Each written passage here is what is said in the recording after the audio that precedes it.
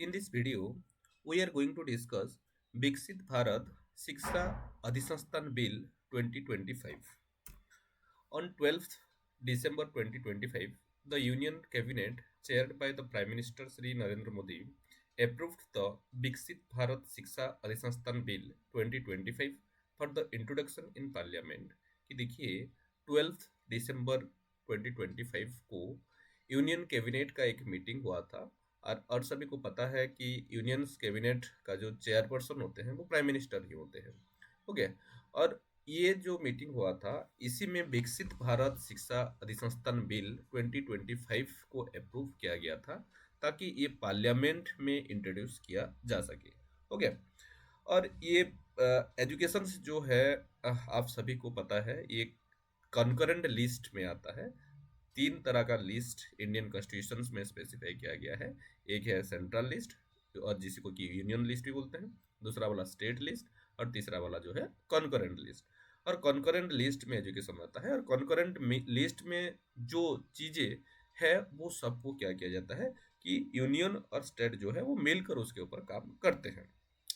और ये unions list जो है वो इंडियन कॉन्स्टिट्यूशन का 7th शेड्यूल्स जो है उसी में मेंशन है और उसी का 66 प्रोविजन ऑफ एंट्री और एंट्री 66 का जो तहत क्या किया गया है कि इसी के ऊपर बेस करके ये बिल को अप्रूव किया गया है और इसी को पार्लियामेंट में हो गया ये एजुकेशन मिनिस्टर जो है वो इंट्रोड्यूस किए हैं। और ये जो प्रोविजन है ये क्या कहता है कि coordination and determination of standard in institution for higher education और research and scientific and technical institution कि ये जो लिस्ट है 66 एंट्री में कोऑर्डिनेशन और determination of standard higher educational institutions का जो स्टैंडर्ड है उसी को डिटरमाइन करना और कोऑर्डिनेट करने के बारे में बोला गया है। रिसर्च साइंटिफिक टेक्निकल इंस्टीट्यूशन ये सब कुछ इसी के अंदर आ जाता है। अगर ये विकसित भारत जो शिक्षा अधिसंस्थान बिल 2025 को देखे तो ये एक तरह का लैंडमार्क रिफॉर्म्स है जो कि हमारा जो प्राइम मिनिस्टर का जो विजन है ऐसे ये मिनिस्ट्री के द्वारा पोस्ट किया गया एक पोस्ट है कि ये एक लैंडमार्क रिफॉर्म्स है जो कि हमारा प्राइम मिनिस्टर है उनका विजन के तहत एक स्टेप अहेड ऐसे इसको माना जा रहा है। और ये जो बिल है ये एनईपी 2020 का जो रिकमेंडेशन है उसी के तहत ही ये चेंज किया जा रहा है। और इसी ये क्या करेगा ये बिल कि ये स्ट्रेंथन करेगा हमारा जो हायर एजुकेशन इंस्टीट्यूशन का ऑटोनॉमी को हो गया और उसके साथ साथ उनका एक्रेडिटेशन को उनका एकेडमिक स्टैंडर्ड को ये क्या करेगा कि स्ट्रेंथन करेगा। और उसी के साथ साथ all higher education institution under the ministry of education UGC AICT and NCT will come under the Viksit Bharat Shiksha अधिसंस्थान। कि देखिए कि आप सभी को पता है हम लोग डिस्कशन करने वाले हैं कि क्या एनईपी 2020 में किस तरह का प्रावधान है ये जो रिस्ट्रक्चरिंग को लेकर हो गया उसको हम लोग ऑथेंटिकली दिखने वाले हैं। लेकिन उसी के तहत इसमें क्या किया गया है कि ये जो यूजीसी एआईसीटीई और एनसीटी ये तीनों जो बड़े बड़े ब्रांच तीन थे ये तीनों को एक ही बिल के अंदर रखा गया है और एक ही बिल के अंदर रखा गया है उसका नाम क्या दिया गया है विकसित भारत शिक्षा अधिसंस्थान। और the COA will function as a PSSB as envisioned in NEP 2020। ये सीओए क्या है पीएसएसबी क्या है हम लोग डिस्कशन करने वाले हैं अभी नेक्स्ट स्लाइड में। It introduce a technology driven regulatory framework to ensure simplicity transparency and equality. और ये विकसित भारत शिक्षा अधिसंस्थान बिल जो है इसी में जो हायर एजुकेशन इंस्टीट्यूशंस को का जो रेगुलेशन है उसको टेक्नोलॉजी ड्रिवन कर दिया गया है हो गया। और जिसी के तहत कि क्या हो सके कि रेगुलेशंस में सिंप्लिसिटी आ सके ट्रांसपेरेंसी आ सके और क्वालिटी में इम्प्रूवमेंट हो सके। और जैसे कि हम लोग पहले से बोल चुके हैं डिस्कस कर चुके हैं कि ये एनईपी 2020 के तहत वो किया जा रहा है चेंजेस ये सब कुछ चेंजेस किया जा रहा है। Next places student at the centre. और ये बिल में जो स्टूडेंट है उसी को सेंटर में रखा गया है और उसी को चारों साइड में क्या किया गया है कि ये बिल्स में प्रावधान बनाया गया है। और ये बिल जो है वो फ्लेक्सिबिलिटी को इम्प्रूव करेगा प्रमोट करेगा इंटरडिसिप्लिनरी लर्निंग जो है उसी को प्रमोट करेगा और रिसर्च और इनोवेशंस में क्वालिटेटिव चेंजेस लेकर आएगा। हो गया। तो किस तरह का चेंजेस हमारा एनईपी 2020 में अ, जो हमारा regulatory systems of higher education जो है उसी को ट्रांसफॉर्म करने के बारे में किस तरह का रिकमेंडेशन दिया गया है, उसी को हम लोग वन बाय वन डिस्कशन करने वाले हैं in details. Regulation of higher education has been too heavily heavy handed for decade. कि देखिए कि ये higher education, Indian higher education को देखेंगे तो यहाँ हैवीली हैवीली हैंडेड मतलब क्या है कि बहुत सारे यहाँ आपको इंस्टीट्यूशन देखने के लिए मिलेगा, जैसे कि एआईसीटी, यूजीसी, हो गया, एनसीटी, एनसीईआरटी, ऐसे बहुत सारे इंस्टीट्यूशन आपको यहाँ देखने के लिए मिलेगा। और हम लोग क्या कर रहे हैं, too much has been attempted to be regulated with too little effect. और ये हायर एजुकेशन इंस्टीट्यूशंस जो है इसी को रेगुलेट करने के लिए हम बहुत प्रयास कर रहे हैं, लेकिन उसी का इफेक्ट जो है वो हमको बहुत ही कम प्रैक्टिकली दिखने के लिए जमीनी स्तर में मिलता है। ये एक प्रॉब्लम है जिसी को कि एनईपी 2020 क्या क्या है हाईलाइट किया है।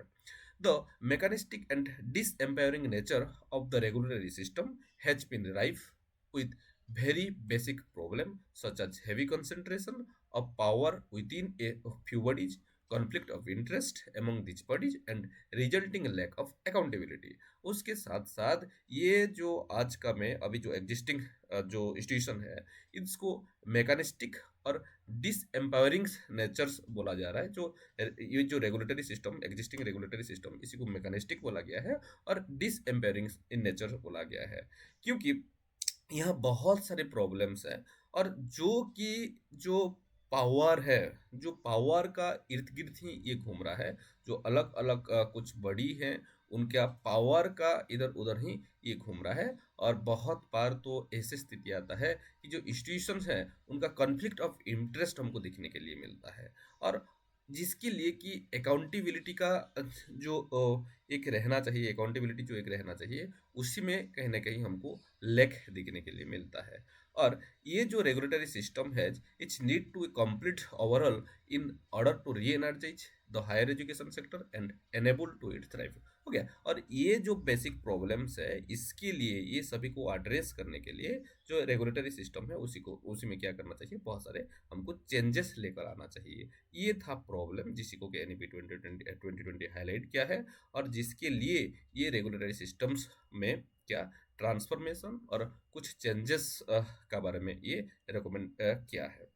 तो क्या रिकमेंड किया है, to address the above mention issue regulatory system of higher education will ensure that the distinct function of regulation, accreditations, funding, and academic standard setting will be performed by distinct, independent, and empowered body।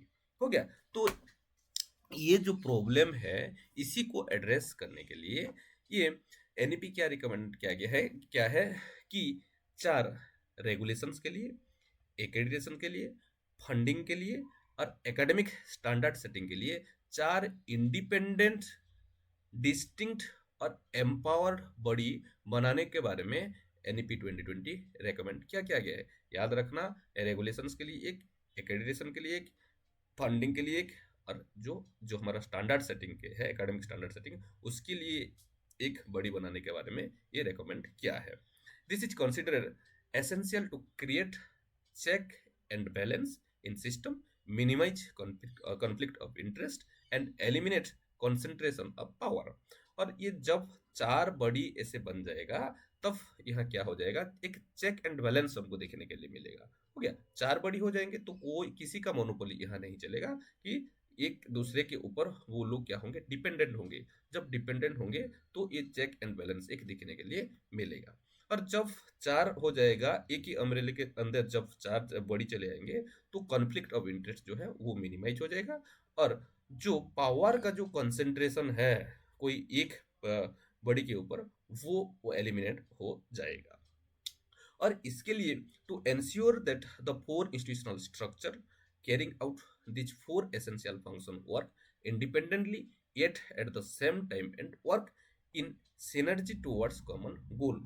हो गया। तो जब हम लोग ये 4 body को बना देंगे तो ये लोग सिनर्जिकली मतलब सिंक्रोनियसली एक साथ वो लोग क्या काम कर पाएंगे कि जो कॉमन गोल है उसके लिए इंडिपेंडेंटली ये लोग काम कर पाएंगे। और ये जो 4 स्ट्रक्चर जो सेटअप किया गया है वो क्या होंगे कि सारे के सारे वर्टिकल इन होंगे, वर्टिकल होंगे, वो लोग हॉरिजॉन्टल होंगे कि एक दूसरे से ऊपर बड़ा कोई नहीं रहेगा, सारे के सारे के पास पावर सेम रहेगा। हो गया एक ये एक ही national higher education commission of India, जो कि जिसको कि यहाँ लिखा गया है national higher education commission of India, ये एक सेंट्रल और सेंट्रल बॉडी रहेगा। हो गया उसी के अंदर ये चार हमको क्या मिलेगा कि ये सब बॉडी हमको दिखने के लिए मिलेगा, और ये वर्टिकल इन नेचर होंगे, कोई भी एक दूसरे से बड़ा नहीं होगा, सबके पास इक्वल पावर रहेगा। ये रिकमेंडेशन किया गया है एनईपी 2020 में। तो फास्ट बॉडी जो है, the first vertical body higher education higher education commission of India will and national higher education regulatory council. हो गया NHERC, ये क्या है, first body, first vertical body of HECI का। हो गया कि national higher education regulatory council, और इसी का काम क्या होगा कि ये रेगुलेट करेगा हायर एजुकेशन सेक्टर को, और इसी में जो टीचर एजुकेशन है उसी को भी इंक्लूड किया गया है, लेकिन मेडिकल और जो लीगल एजुकेशन है उसी को इसी से एक्सक्लूड किया गया है और बाहर रखा गया है national higher education regulatory council से। और ये क्या कर पाएगा, जब national higher education regulatory council बन जाएगा, ये डुप्लीकेशंस जो है आज का डेट में जो दिखने के लिए मिलता है उसी को एलिमिनेट किया जाएगा, और उसके साथ साथ डिसजंक्शंस जो है रेगुलेटरी में जो दिखने के लिए मिलता है, तो उसी को भी हम लोग क्या कर पाएंगे, एलिमिनेट कर पाएंगे। It will require a relook and repealing the existing act and restructuring of various existing regulatory bodies to enable the single point regulation. NHERC will set up to regulate in light but tight and facilitative manner. और ये जो NHERC जो बनेगा, ये light but tight manner में काम करेगा और एक फैसिलिटेटिव वे से काम करेगा। हो गया, ना कि कोई एक डायरेक्टिव वे से काम करेगा, ये जस्ट फैसिलिटेट करेगा हायर एजुकेशन इंस्टीट्यूशंस को। हो गया, और ये कौन कौन सा फील्ड में ये फैसिलिटेट करेगा, जैसे कि फाइनेंशियल प्रोवर्टी, गुड गवर्नेंस, हो गया full online and offline public disclosure, finances, audit, procedure of infrastructure, faculty and staff, courses, educational outcome, ये सारे के सारे फील्ड के ऊपर क्या करेगा कि ये जो बड़ी है national higher education regulatory council, ये फैसिलिटेट करेगा। हो गया, this information will have to be made available and keeped update and accurate by all higher education institution on the public website maintained by NHERC and on the institution website। हो गया, और सारे के सारे जो इंस्टीट्यूशन वो financial probity, financial honesty, probity का मतलब ऑनेस्टी, गुड गवर्नेंस, हो गया online offline self disclosure of finance, जैसे कि audit, procedure of infrastructure, faculty, ये सब सारे के सारे इंफॉर्मेशन NHERC का वेबसाइट में आपको मिल जाएगा, और उसके साथ साथ वो इंस्टीट्यूशंस का जो स्पेसिफिक वेबसाइट में उसी में भी क्या किया जाएगा कि रिफ्लेक्ट किया जाएगा। एनी कंप्लेंट और grievance for stakeholder and other arising out of the information placed in the public domain shall be adjudicated by the NHERC। और सारे के सारे कंप्लेंट और ग्रीवेंस जो है कि उसी को भी क्या रखा जाएगा कि पब्लिक डोमेन्स में रखा जाएगा, और उसी को जो national higher education regulatory council जो है उसी को वो सॉल्व करेगा। और फीडबैक जो है कंटिन्यूसली हायर एजुकेशन से स्टूडेंट से कलेक्ट किया जाएगा, और इसी में जो हर तरह का जो स्टूडेंट है, जैसे कि डिफरेंट लेवल स्टूडेंट, हो गया फीमेल मेल, वो सबको यहाँ क्या किया जाएगा, इंक्लूड किया जाएगा। और ये सर्वे जो होगा टाइम टू टाइम होगा, और यहाँ जो ऑनलाइन और ऑफलाइन दोनों मोड में क्या किया जाएगा, ये डाटा कलेक्ट किया जाएगा। This is the first vertical institutions under higher education commission of India. Next अगर हम देखें, the primary mechanisms to enable regulations will be accreditations. The second vertical of HGCI will therefore be a accrediting body called National Accreditation Council। दूसरा जो vertical body है वो कौन सा है, नेशनल एक्रेडिटेशन बॉडी, जिसको कि नाक अभी NAAC बोला जा रहा है, अभी इसको क्या बोला जाएगा कि नेशनल एक्रेडिटेशन बॉडी NAC नाक बोला जाएगा। और ये क्या करेगा, जो इंस्टीट्यूशन है उसी को एक्रेडिट करेगा, और ये एक्रेडिटेशन जो है, जो basic norm, public self disclosure, हो गया गुड गवर्नेंस, आउटकम, इसी के ऊपर बेस करके एक इंस्टीट्यूशन को एक्रेडिट करेगा। And it will be carried out by an independent ecosystem of accrediting institutions supervised and overseen by NAC। The task to function as a recognized accreditor shall be awarded to an appropriate number of institutions by NAAC. और यहाँ जो रहेंगे वो सारे के सारे independent होंगे। हो गया, सारे के सारे इंडिविजुअल क्या होंगे, इंडिपेंडेंट होंगे। In short term in the short term A robust system of graded accreditation shall be established, which will specify fetch benchmark for all higher education institutions to achieve set level of quality, self-governance, and autonomy. In turn of all higher education will aims through their institutional developmental plan to attain the highest level of accreditations over next 15 years, and thereby eventually aim to function self-governing degree granting institutions cluster। कि देखिए कि अगर in short terms जो robust systems जो है उसको grade करने के लिए क्या किया जाएगा कि एक स्पेसिफिक बेंचमार्क मार्क जो है वो प्रोवाइड किया जाएगा हर एक एजुकेशनल इंस्टीट्यूशंस को, ताकि वो लोग सेल्फ गवर्न कर सके। और उनका जो सेल्फ गवर्नेंस है, लेवल ऑफ क्वालिटी है, ऑटोनोमी है, वो उसको क्या कर सके, अचीव कर सके। और लॉन्ग टर्म में अगर हम देखें तो जो इंस्टीट्यूशन है उनको बोला जाएगा कि उनका एक इंस्टीट्यूशनल डेवलपमेंट प्लान्स बनाए और उसको नेक्स्ट 15 ईयर्स में कैसे अचीव कर सके उसके ऊपर काम कर सके करे। ओके, नेक्स्ट जो वर्टिकल बॉडी है वो है higher education grant council, HECI। Okay, जो कि क्या दिखेगा कि जो फंडिंग और फाइनेंसिंग से रिलेटेड चीज़ें हायर एजुकेशन में वो उसको दिखेगा, और कैसे एक ट्रांसपेरेंट क्राइटेरिया होना चाहिए, उसी के हिसाब से वो फंडिंग और फाइनेंसिंग होगा। और उसके साथ साथ जो इंस्टीट्यूशनल डेवलपमेंट प्लान होगा उसी के ऊपर वो स्टडी करेगा। और HGC जो है वो interested with the disbursement of scholarship and developmental fund for launching new focus area and expanding quality program offering at हो गया। और उसके साथ साथ ये हायर एजुकेशन ग्रांट काउंसिल जो है ये क्या करेगा कि जो स्कॉलरशिप है वो डिसबर्समेंट करेगा, वो प्रोवाइड करेगा। और उसके साथ साथ डेवलपमेंटल फंड जो है वो भी ये हायर एजुकेशन इंस्टीट्यूशन को प्रोवाइड करेगा। नेक्स्ट जो वर्टिकल्स बॉडी है वो कौन सा है, जनरल एजुकेशन काउंसिल, जिसको कि बनाया जाएगा कि जो लर्निंग आउटकम है हायर एजुकेशन प्रोग्राम का उसी को सेट करने के लिए, जिसको कि हम लोग ग्रेजुएट एट्रीब्यूट्स का नाम दिए हैं। और उसके साथ साथ national higher education qualification framework NHEQF जो है उसको वो बनाएगा। और जो अलग सा जो बॉडी है नेशनल स्किल क्वालिफिकेशन फ्रेमवर्क है उसी के साथ भी ये क्या करेगा कि कोऑर्डिनेट करके ये चलाएगा। Higher education qualifications leading to a degree diploma certificate shall be described by NHEQF in terms such learning outcome. In addition, the General Education Council shall set up facilitative norm for issues such as credit transfer, equivalence। हो गया, इस तरह का जो issues है वो सब कुछ GEC जो जनरल एजुकेशन काउंसिल है उसी में एड्रेस किया जाएगा।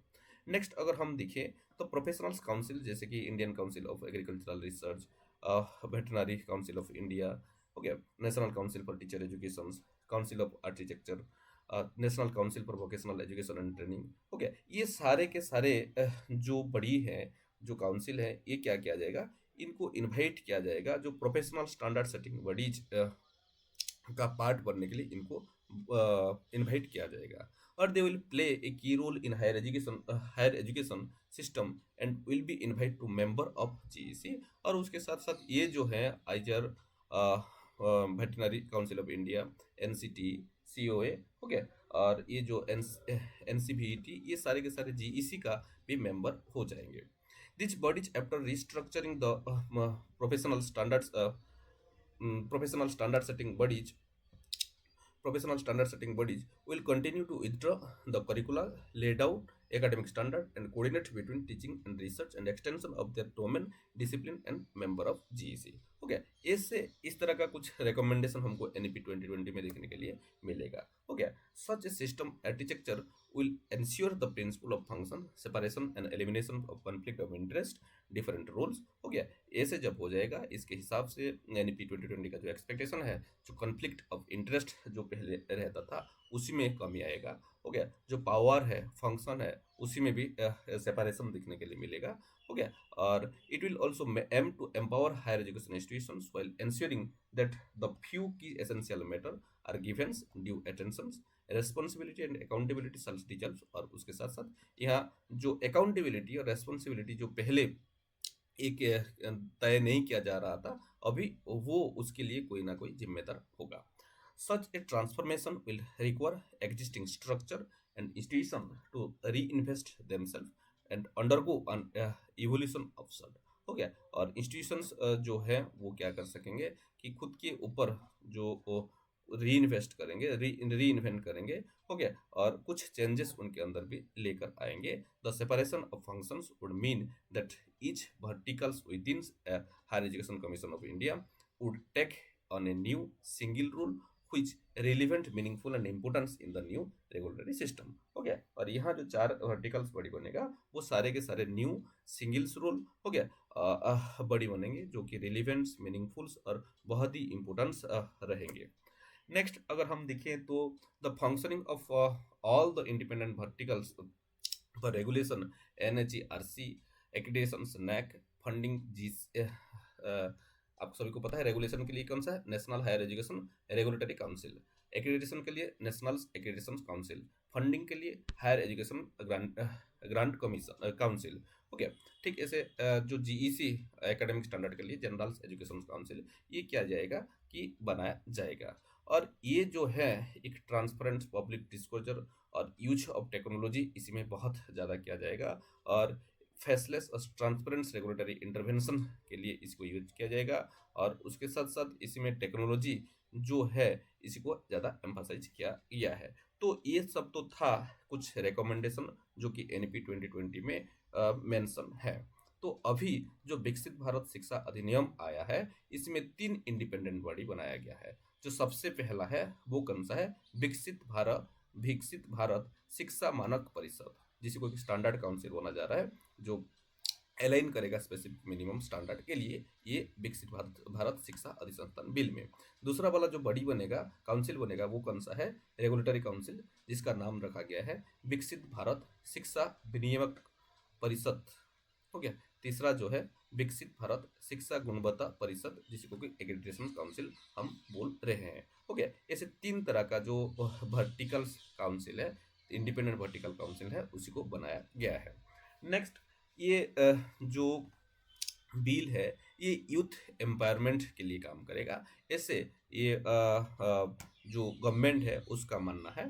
तो यहाँ transparent and student centric system will ensure easiest access to quality education, कि ये जो है वो transparent and student centric system prepare करेगा जो कि जो स्टूडेंट हैं उनके लिए क्वालिटी हायर एजुकेशन पाना बहुत ही इजी बन जाएगा। उसके बाद ये एम्फासाइज क्या है, holistic approach to education to focus on academic excellence, critical thinking, creativity and innovation. और ये एक होलिस्टिक अप्रोच जो है एजुकेशन को लेकर है, उसी के ऊपर एम्फासाइज किया है, जो कि academic excellence, critical thinking, creativity, innovation जो है इसी को इम्प्रूव करेगा और इसी को एनहांस करेगा।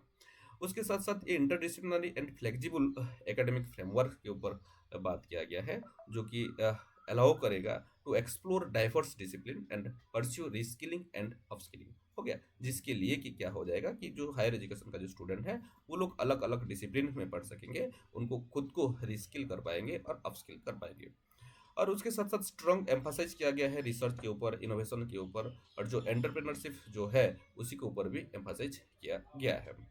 Student to contribute to the ranking and evaluation of higher education institution through structured feedback on academic quality and infrastructure। यहाँ स्टूडेंट जो है वो क्या करेगा कि जो इंस्टीट्यूशन है उसी का रैंकिंग क्या होगा वो स्टूडेंट्स डिसाइड करेंगे, उनका जो फीडबैक है उसी का जो इम्पोर्टेंस वो ज़्यादा रहेगा। और इवेल्युएशन ऑफ हायर एजुकेशन जो है उसी को स्टूडेंट सेंट्रिक और स्टूडेंट पॉइंट ऑफ व्यू से क्या होगा उसी को ऊपर भी एम्फासाइज किया गया है। और a fair, transparent and robust grievance redressals mechanism जो है उसी को बनाया गया है। और उसके साथ साथ aim to create inform, skill, responsible and globally competent citizen. और उसके साथ साथ ये जो बिल है इसी के तहत हायर एजुकेशन इंस्टीट्यूशन जो है वो informed, skill, responsible and globally competent citizen जो है वो प्रोड्यूस कर पाएंगे। नेक्स्ट और एक इंफॉर्मेशन दिया गया है कि जो यूजीसी, एआईसीटी और एनसीटी जो है उसको मर्ज कर दिया जाएगा। ये तीनों जो इंडिपेंडेंट बॉडी है उसको एक सिंगल एपेक्स बॉडी, जहाँ की 3 इंडिपेंडेंट काउंसिल है जो कि हम लोग डिसाइड पढ़ चुके हैं, डिस्कस कर चुके हैं, वो बनाया जाएगा। और उसके साथ साथ जो थ्री इंडिपेंडेंट बॉडी वो किसके ऊपर बनेगा? एक स्टैंडर्ड, रेगुलेशंस, एक्रेडिटेशंस। याद रखिए जब हम लोग पढ़ रहे थे कि जो एनईपी का रिकमेंडेशन, उसी में चार वर्टिकल इंडिपेंडेंट बॉडी का बारे में बात कराया जा रहा था। एक था स्टैंडर्ड, दूसरा वाला रेगुलेशन, तीसरा वाला एक्रेडिटेशन, और चौथा वाला जो था वो ग्रांट, और जिसको फंडिंग हम लोग बोल रहे थे। लेकिन ये बिल में फंडिंग्स का जो वर्टिकल्स एक इंस्टीट्यूशन था उसी को हटा दिया गया है, उसी के बारे में कोई बात ही किया नहीं गया है। ओके। एक technology driven faceless single window regulatory system, जो कि हमको एनईपी में भी रिकमेंडेशन को देखने के लिए मिला था कि वहाँ भी एक technology driven faceless single window regulatory system के बारे में बात किया गया है।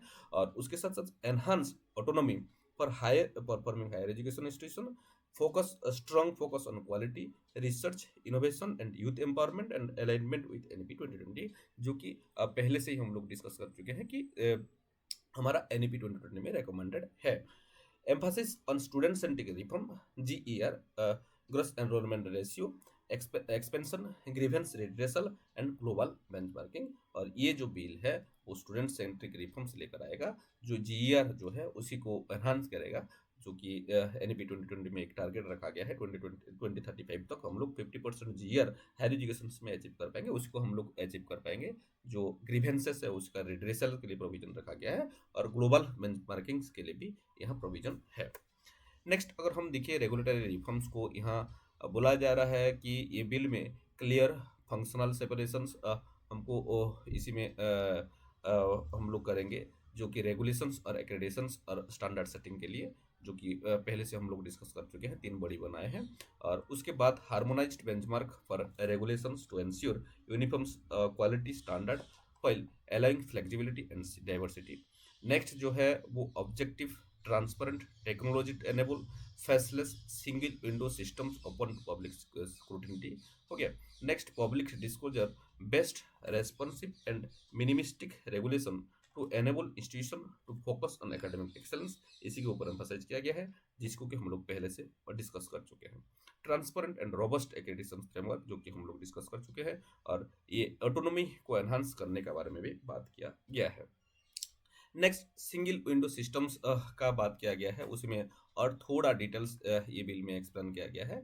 यहाँ डिस्कस किया गया है कि यूनिफाइड डिजिटल इंटरफेस की एक ही डिजिटल इंटरफेस में सारे के सारे रेगुलेटरी अप्रूवल, परमिशंस और सबमिशन हो गया, ये सब कुछ के बारे में आपको एक ही जगह से ही इंफॉर्मेशन मिल जाएगा। फेसलेस और ऑब्जेक्टिव प्रोसेस यहाँ चलेगा, जहाँ की जो एलिमिनेट कर सकेगा जो डिस्क्रिशन और उसके साथ सब्जेक्टिविटी जो पहले हुआ करता था, जो अभी है एग्जिस्टिंग, उसको ये एलिमिनेट कर देगा, और उसके साथ साथ ये फायरनेस और जो ट्रांसपेरेंसी जो है उसी को लेकर आएगा। और टाइम बाउंड और एफिशिएंट जो है उसी को एनहांस करेगा, और public discourse of best regulation जो है उसी के ऊपर एम्फसाइज किया गया है, और टेक्नोलॉजी ड्रिवन जो कि हम पहले से डिस्कस करते आ रहे हैं उसके ऊपर भी एम्फसाइज किया गया है। नेक्स्ट ट्रांसपेरेंसी और अकाउंटेबिलिटी के बारे में बात किया गया है। Clear separation of regulatory function, absolutely ये किया गया है, लेकिन digital systems for monitoring and evaluation, एक डिजिटल सिस्टम से लेकर आया जा रहा है कि मॉनिटर करने के लिए और इवैल्यूएशन करने के लिए हायर एजुकेशन इंस्टीट्यूशंस को, और strengthen trust among student, institution and society, इसी के ऊपर भी एम्फसाइज किया गया है। तो चलिए देखते हैं कि क्या हमारा जो एजुकेशन मिनिस्टर है वो क्या बोले हैं पार्लियामेंट में, और ये बिल को इंट्रोड्यूस किए हैं। आइटम नंबर 19 श्री धर्मेंद्र प्रधान जी।